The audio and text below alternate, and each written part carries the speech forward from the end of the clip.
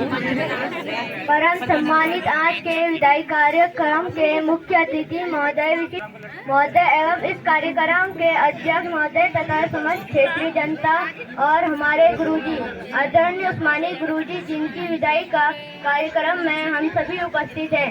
मैं आप सभी लोगों का इस विद्यालय प्रांगण में हार्दिक स्वागत व अभिनंदन करता हूँ। आदरणीय गुरुजी उस्मानी गुरुजी के विषय में कुछ बातें उनके सम्मान में रखना चाहता हूँ।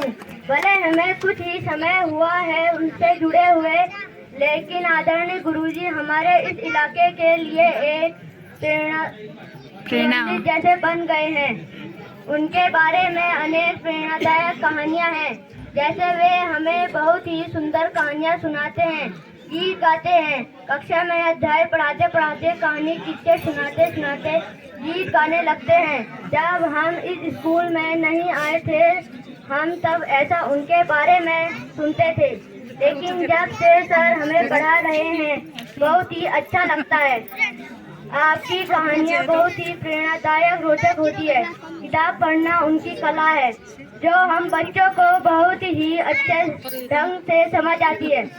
उस्मानी गुरुजी इतने अच्छे हैं कि हम सब उनसे बहुत सी बातें शेयर करते हैं। जैसे हमने कहा मेला कहाँ शैतानी की और भी तमाम चीजें उनसे बातें करते हुए हम आपसे कह देते हैं आदरणीय गुरुजी हमें एक परिवार की तरह पालते आए हैं।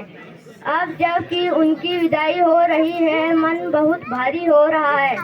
हम आपकी बहुत याद आएगी गुरुजी। हमें लगता है कि आप हमेशा हमारे पास ही रहे, लेकिन एक समय बाद सबको जाना होता है। यही प्रकृति और हमारी व्यवस्था का नियम बना है। लेकिन 34 वर्षों से आप यहाँ रहे हैं। आपने हमें और हमारे अभिभावकों को भी पढ़ाया है। आपके भाईचारे प्रेम में मिलाव की कहानियाँ इस इलाके में हमेशा ही बनी रहेगी। आप हमारे लिए प्रेरणा स्रोत है।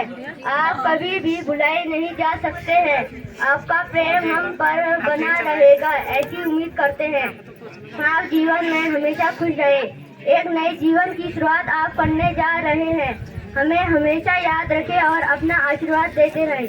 इन्हीं बातों के साथ मैं अपनी वाणी को विराम देता हूँ।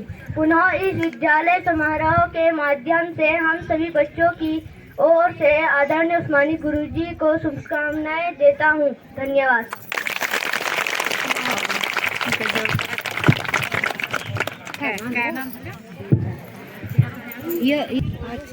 और बच्चे घड़ी की तरह।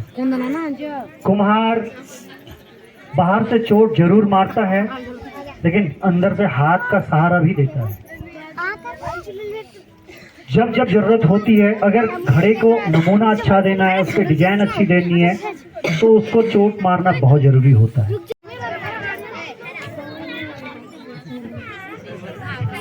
जब पहला पग पड़ा विद्यालय में तब मैं कोरा पन्ना था।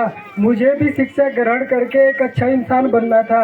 हाँ, साथ दिया मेरा शिक्षकों ने और सिखाई हर नई बात मुझे। अपनी लिखी कुछ पंक्तियों में मैं नमन करूँगा आज उन्हें। धन्यवाद सर। तो जैसे कि आप सबको पता है आज सर का विदाई का लास्ट दिन है। सभी लोग यहाँ पे अपना काम छोड़ के, उन्हें पता था क्योंकि सब चौंक गए थे कि सर का आज विदाई का दिन है, तो सभी काम छोड़ के आज यहाँ पे आ रखे हैं। उन्हें बहुत साल मतलब 34 साल कम नहीं होते। उन्होंने मेरे पापा को भी पढ़ा रखा, हमें भी पढ़ा रखा। बहुत बहुत आभार रहूँगा सर मैं आपका। हमेशा आपकी याद आएगी और जब भी हम यहाँ से गुजरते हैं तो हमें हमेशा विद्यालय की ये याद आती है खेती बाड़ी कि सर ने हमें कितना मतलब हौसला क्षेत्र के मतलब खेल में पढ़ाई में, और मैंने बहुत नाम भी कमा रखा था खेल कूद में से लेके और पढ़ाई के क्षेत्र में। बहुत बहुत धन्यवाद सर। ऐसा गुरु मिलना बहुत ही मुश्किल होता है कि सर हमारे सामने सर के लिए कई ऑफर आए थे कि इस विद्यालय से मतलब कोई और विद्यालय पे, लेकिन हमारे सामने सर ने मना कर दिया था कि नहीं मैं विदाई यहीं से लेके जाऊंगा। मुझे यहाँ बहुत अच्छा लगता है। और जब होमवर्क दिखाने का जब टाइम आता था तो सर से हमें बहुत डर भी लगता था कि क्या कहते हैं, जब तक बच्चा रोता नहीं था तब तक सर छोड़ते नहीं थे। तो सर मैं आज आपको एक बात बता रहा हूँ, ऐसे तो गलत किया था मैंने। जब क्या कहते हैं जब मैं कॉपी दिखाने का नंबर आया था, मैंने होमवर्क पूरा कर रखा था। मैं रात भर लगा रहा क्योंकि मुझे पता था कल मार खानी है अगर मैं होमवर्क नहीं करूँगा तो। और क्योंकि सर मुझे बहुत अच्छा मानते थे, सर कहते थे कि इसका काम बहुत अच्छा रहता है, पढ़ाई में भी बहुत अच्छा है। एक बार मैंने देखा, मैं बहुत डर गया था क्योंकि मेरे भाई का पहले नंबर था, वो रोते रोते अंदर आ गया। मैंने कहा क्या हुआ कि जब तक तो बच्चा कि जब तक रो नहीं रहे तब तक सर छोड़ नहीं रहे हमें, और मैं डर गया। मैंने कहा मैंने काम तो पूरा कर रखा। फिर क्या, मेरा प्रदीप एक दोस्त था तो मैं डर गया था, तो उसने बोला सुनील एक काम कर ले, तो मेरी कॉपी चेक करा ले, तू बच जाएगा। मैंने कहा तेरे को ना मार पड़ेगी, पर कोई बात नहीं, मैं तेरे लिए इतना कर सकता हूँ। तो मैं उसकी कॉपी लेके आया और मुझे डर था कि सर नाम चेक ना कर दे आगे से, तो मुझे और भी मार पड़ेगी। तो फिर उसके बाद मैंने देखा, मेरा ध्यान था कि सर नाम चेक ना कर दे। मैंने सिर्फ सर को एकदम कॉपी करके मैंने सर को काम दिखा दिया। अब मुझे डर था कि सर पहला पन्ना। तो उस दिन कॉपी चेक करके मुझे सर ने बोला कि बहुत ही अच्छा काम किया सुनील, तुझे वेरी गुड भी दिया था मुझे। और तब जाके मेरी सांस में सांस आई जब मैं अंदर गया था। तो मैंने कहा भाई, क्योंकि सर के पास इतना बड़ा डंडा था, मुझे बहुत डर भी लग रहा था। और सर ने एक बार मुझे इतना भी मारा था कि मैंने कहा सर मैंने कॉपी काम तो पूरा किया लेकिन मैं कॉपी भूल गया था घर पे।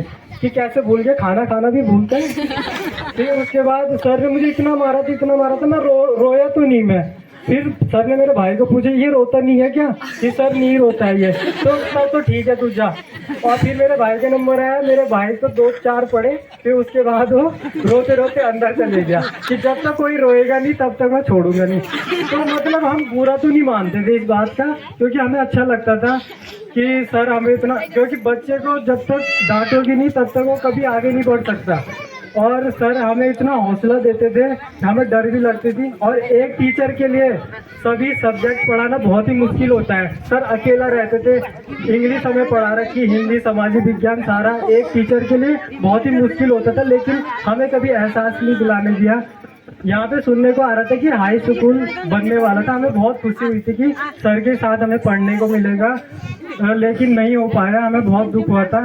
सर मैं बहुत आभारी हूँ आपका, और सही में मैं आपको बहुत मिस करूँगा। Miss you so much sir, बहुत मिस करूँगा मैं आपको। पहली बात तो यह है कि सर वो उस दिन इसने बताया नहीं था कि मैंने दूसरी की कॉपी दिखाई है। आज ही आप डंडे से पीट सकते हैं। आज लास्ट दिन है विद्यालय में, कल से फिर शायद वो हक ना रहे। दूसरी बात कि बच्चे